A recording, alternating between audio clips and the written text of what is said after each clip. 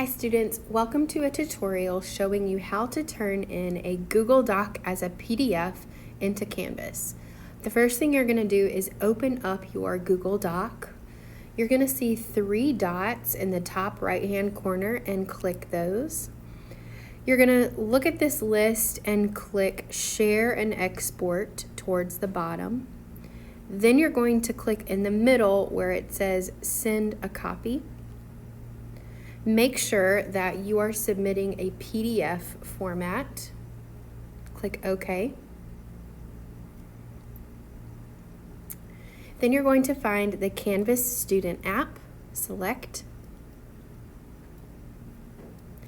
Then this looks the same as you're turning in something from Notability. You're going to click your course. Make sure that you find the right course. You're going to click the assignment. Make sure to find the assignment that you're actually trying to submit to. If you have any comments or questions about the assignment that you want your teacher to see, you can type them here. Most of the time you probably will leave this blank, and then you'll click Submit, and then you're done.